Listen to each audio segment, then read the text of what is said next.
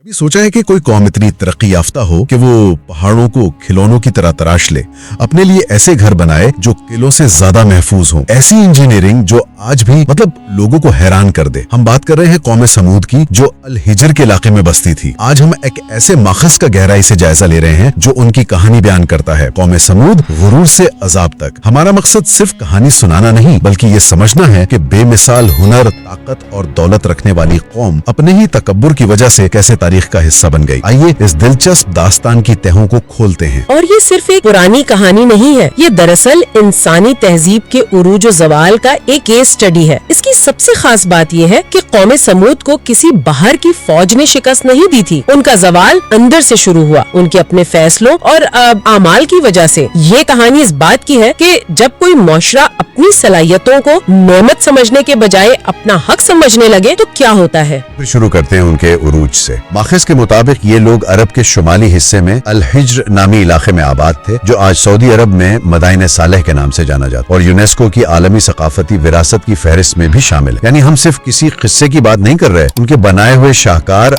आज भी वहाँ मौजूद हैं। बिल्कुल, और ये शाहकार उनकी गैर मामूली सलाहियतों का सबूत है। वो सिर्फ गारों में नहीं रहते थे। माखज़ बताता है कि ये पूरे के पूरे शहर थे जो पहाड़ों में खोदे गए थे। बाजार, रिहायशी इलाके और यहाँ तक के पानी को जखीरा करने और तकसीम करने के पेचीदा निजाम भी। उनकी इंजीनियरिंग इतनी तरक्की याफ्ता थी कि वो सख्त चट्टानों में भी अपनी मर्जी की जगह बना लेते थे। यानी वो अपने माहौल पर मुकम्मल कंट्रोल रखते थे। वो खुद को फितरत का हिस्सा नहीं बल्कि फितरत का मालिक समझते थे। और माखज़ के मुताबिक यही एहसास मिल्कियत उनके ज़वाल की पहली सीढ़ी बना। यही तो सबसे दिलचस्प नुक्ता है। जिस फन ने उन्हें मौसमों की सख्ती और दुश्मनों के हमलों से तहफ़्फ़ुज़ का एहसास दिलाया, वही इनके तकब्बुर की जड़ बन गया। उनके जहन में ये ख्याल पुख्ता हो गया कि वो नाकाबिले तस्खीर है, कि उन्हें किसी बालातर ताकत की जरूरत नहीं। वो ये भूल गए कि ये हुनर और ताकत उन्हें अता की गई है। और जब इंसान ये भूल जाता है तो वो अपने लिए नए खुदा तराश लेता है। और उन्होंने भी ऐसा ही किया। माखज़ बताता है कि वक्त गुजरने के साथ साथ उन्होंने एक अल्लाह को भुला दिया और अपने ही हाथों से तराशे हुए पत्थर के बुतों की पूजा शुरू कर दी। वो कहते थे, यही हैं जो हमें तहफ़्फ़ुज़ देते हैं, यही हमें रिस्क देते हैं। उनकी सोच मुकम्मल तौर पर मादी हो चुकी थी। जी, और जब मुआशरा रूहानी तौर पर इतना खोखला हो जाए तो एक तब्दीली जरूर आती है। वो तब्दीली एक शख्स की शक्ल में आई।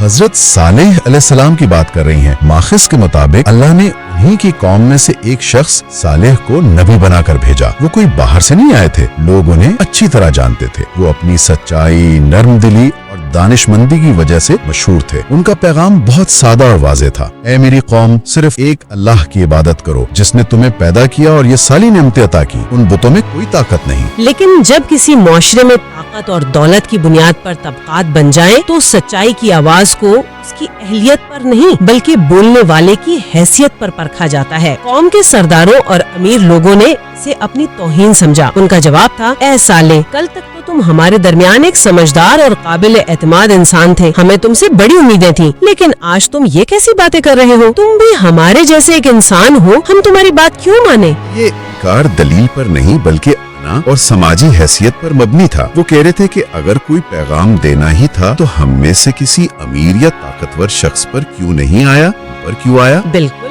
ये एक क्लासिकल नफ्सियाती दिफा है। जब आपके पास दलील का जवाब ना हो तो आप पैगाम देने वाले की जात पर हमला करते हैं। उनका इनकार दरअसल अपने बनाए हुए आरामदेह निजाम को बचाने की कोशिश थी। हजरत सालेह का पैगाम उनके पूरे पावर स्ट्रक्चर को चैलेंज कर रहा था। वो कह रहे थे कि तुम सब अमीर और गरीब, ताकतवर और कमजोर एक ही खुदा के सामने जवाबदेह हो, और ये बात उन सरदारों के लिए नाकाबिले कबूल थी। माखज़ का ये हिस्सा मुझे सबसे ज्यादा सोचने पर मजबूर करता है। जब उनके पास कोई दलील नहीं बची तो उन्होंने हजरत सालेह को झुटलाने के लिए एक नामुमकिन शर्त रखी। उन्होंने कहा, अगर तुम वाकई सच्चे हो तो हमें कोई निशानी दिखाओ। इस सामने वाले पहाड़ से एक जिंदा, सेहतमंद और 10 महीने की हामला ऊँटनी निकाल कर दिखाओ। अगर तुमने ऐसा कर दिया तो हम ईमान ले आएंगे। ये एक अंजिया चैलेंज था। वो अपने फने तामीर की वजह से पत्थरों की हकीकत को सबसे बेहतर समझते थे। उन्हें मालूम था कि पत्थर की बेजान चट्टान से एक जिंदा गोश्त पोस्ट का जानवर निकलना फितरत के तमाम कवानीन के खिलाफ है। वो दरअसल हजरत सालेह को सबके सामने शर्मिंदा करना चाहते थे, ये साबित करने के लिए कि कोई माफूकुल फितरत मौजूद नहीं है। लेकिन फिर वो हुआ जिसकी किसी को बिल्कुल भी तवक्को नहीं। हजरत सालेह ने अल्लाह से दुआ की और माखज़ के मुताबिक सबकी आंखों के सामने वो पहाड़ लर्जा, उसमें एक दरार पड़ी और उससे वाकई एक अजीम शान जीती जागती ऊँटनी ऊँटनी बाहर निकल आई। लोग ये देखकर सख्ते में आ गए, वो अपनी आंखों पर यकीन ही नहीं कर पा रहे। अगर हम इसे वसी तनाजुर में देखें तो ये ऊँटनी सिर्फ एक जानवर नहीं थी, ये एक खुला मौजिजा था जो उनकी मादी सोच पर बराह रास्त हमला था। ये अल्लाह और कौम समूद के दरमियान एक जिंदा अहदनामा बन गई। हजरत साले ने फौरन वाजे कर दिया, देखो ये अल्लाह की ऊँटनी है, ये तुम्हारे लिए एक निशानी है, इससे कोई नुकसान न पहुँचाना वरना तुम पर अजाब आ जाएगा। और इसके साथ एक शर्त भी रखी गई थी, है ना, पानी के इस्तेमाल के बारे में। जी, और यही इस इम्तिहान का सबसे अहम हिस्सा था। हजरत साले ने फरमाया कि पानी पीने की बारी मुकर्रर होगी। एक दिन पूरी कौम और उनके जानवर कुएं से पानी पिएंगे और एक दिन सिर्फ ये ऊँटनी पानी पिएगी। ये इनकी इताअत का रोजाना का इम्तिहान था। ये सिर्फ एक बार का मौजज़ा नहीं था जिसे देखकर भुला दिया जाए, बल्कि ये उनकी रोजमर्रा की जिंदगी का हिस्सा बन गया। एक मुस्तकिल याद दहानी कि एक बालातर ताकत मौजूद है और उन्हें उसके उसूलों के मुताबिक चलना है। ये एक दिलचस्प नुक्ता है, यानी वो निशानी सिर्फ एक बार दिखा के खत्म नहीं कर दी गई, बल्कि उसे उनकी जिंदगी में शामिल कर दिया गया ताकि वो उसे भूल ना सके। क्या माखज़ ये बताता है कि इब्तदाई तौर पर कौम का रद्द-ए-अमल कैसा था? क्या सबने उसे फौरन खतरा समझा? ये खुला मौजज़ा देखकर फौरन ईमान कबूल कर लिया, लेकिन अक्सरियत खास तौर पर सरदार और उनके पैरोकार मजीद हसद और गुस्से में मुब्तला हो गए। वो मान तो गए कि ये कोई आम वाकया नहीं है, लेकिन उनकी अना उन्हें सच्चाई कबूल करने से रोक रही थी। और वक्त के साथ साथ ये ऊँटनी उन्हें एक बोझ लगने लगी। ये उनके तकब्बुर पर रोजाना एक चोट की तरह थी। बिल्कुल, ये ऊँटनी उनके लिए नफ्सियाती तौर पर एक मुस्तकिल चैलेंज थी। वो उन्हें रोज अपनी कमजोरी, अपने अहद और अल्लाह की कुदरत की याद दिलाती थी।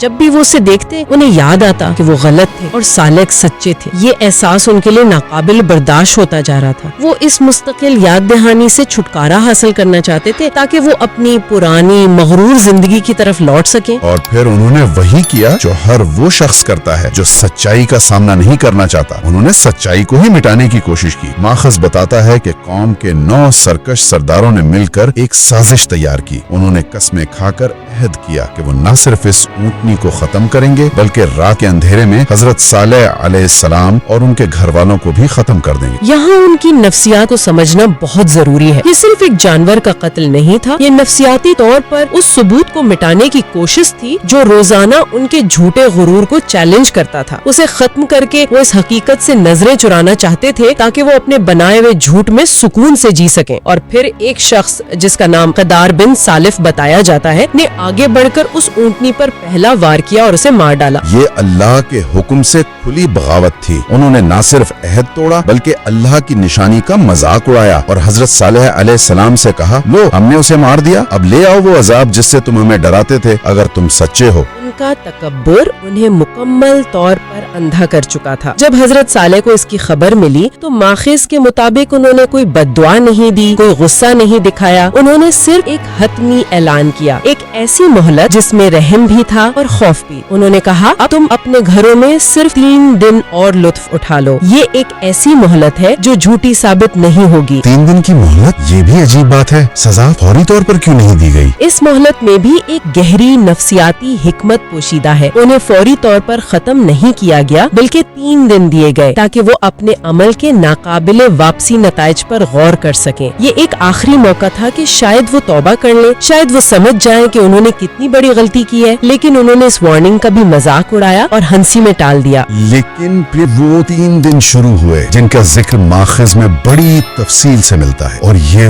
वाकई रोंगटे खड़े कर देने वाला है। पहला दिन उन सब के चेहरे जर्द पड़ गए जैसे खून निचोड़ लिया गया हो। ये खौफ और आने वाली मुसीबत की पहली जिस्मानी अलामत। दूसरा दिन उनके चेहरे सुर्ख हो गए जैसे गुस्से और बेबसी से खून उनके चेहरों पर उतर आया। और तीसरा दिन उनके चेहरे मुकम्मल तौर पर स्याह पड़ गए। ये मायूसी और आने वाली मौत की हतमी निशानी। और इसमें सबसे खौफनाक बात ये थी कि वो अजाब को आता हुआ देख रहे थे। ये अचानक नहीं था, ये एक सुस्त अजियतनाक इंतजार था। ये जिस्मानी तब्दीलियां दरअसल उनकी अंदरूनी हालत का अक्स थी। उनके दिल तो पहले ही सच्चाई के लिए स्याह हो चुके थे, अब वो स्याही उनके चेहरों पर जाहिर हो रही थी। लेकिन उनका गुरूर आखिर तक उन पर हावी रहा और उन्होंने तौबा नहीं। और फिर चौथा दिन आया। माखिज बताता है कि सुबह होते ही आसमान से एक ऐसी खौलनाक कान फाड़ देने वाली चीख बुलंद हुई और साथ ही जमीन में शदीद जलजला आया। एक ही लम्हे में पूरी की पूरी कौम अपने ही बनाए हुए महफूज घरों में औंधी पड़ी रह गई। उनकी इंजीनियरिंग, उनके किले, उनकी ताकत कुछ भी काम न आया। कुरान का हवाला भी माखिज में दिया गया है। फिर इन पर एक खौलनाक चीखने आ लिया और वो अपने अपने घरों में औंधे पड़े रह गए। उनके अंजाम में एक गहरी सितम जरीफी है। जिन पहाड़ों को तराश कर वो खुद को नाकाबिले तस्खीर समझते थे, वही उनकी कब्रें बन गईं। जिन घरों पर उन्हें नाज था, वही उनके मदफन बने। ये इस बात का सबूत है कि हकीकी तहफ़्फ़ुज़ मादी चीजों या टेक्नोलॉजी में नहीं, बल्कि अखलाकी और रूहानी उसूलों पर कायम रहने में है। जब वो उसूल टूटे हैं तो सबसे मजबूत ढांचा भी रेत के घर की तरह बिखर जाता है। तो इस सब का क्या मतलब है? इस पूरी कहानी का खुलासा क्या है? ये हमें कुछ बहुत वाज़ेह सबक सिखाती है। गुरूर और तकब्बर कौमों को तबाह कर देता है। अल्लाह की नेमतों पर शुक्र करने के बजाय नाफरमानी बर्बादी लाती है, और वाज़ेह निशानियों को झुटलाना अजाब को दावत देने के मुतरादिफ है। बिल्कुल, और ये कहानी आज भी उतनी ही मुतालिका है, शायद पहले से भी ज्यादा। ये हमें याद दिलाती है कि कोई भी कौम टेक्नोलॉजी, मईशत या फौजी ताकत में कितनी ही तरक्की याफ्ता क्यों ना हो जाए, अगर वो इंसाफ, रहम और जवाबदेही जैसी अखलाकी और रूहानी इक़दार को नजरअंदाज कर दे तो उसका जवाल भी यकीनी है। कौम समूद की इमारतें आज भी खड़ी हैं, लेकिन वो खुद मिट्टी बन चुके हैं। माहूज का इख्तितामी जुमला बहुत गहरा है। उनका अंजाम आज भी इंसान को पुकार पुकार कर कह रहा है। ये हमें एक आखिरी और शायद सबसे अहम सवाल पर छोड़ जाता है। कौम समूद ने तो पत्थर के बुतों को पूजा था, जिन्हें वो अपना मुहाफिज और रिस्क देने वाला समझते थे। आज के दौर के बुत क्या हैं? क्या वो दौलत है, ताकत है, शोहरत है, या फिर टेक्नोलॉजी है जिस पर हम इतना इन्हिसार करने लगे हैं कि हम समझते हैं कि हम हर मसले का हल खुद निकाल लेंगे और हमें किसी अखलाकी रहनुमाई की जरूरत नहीं। ये सोचने की बात है। माखिज़ का पैगाम बहुत वाज़ेह है। अपनी सलाहियतों को पहचानो, मगर अपनी हुदूद को भी याद रखो।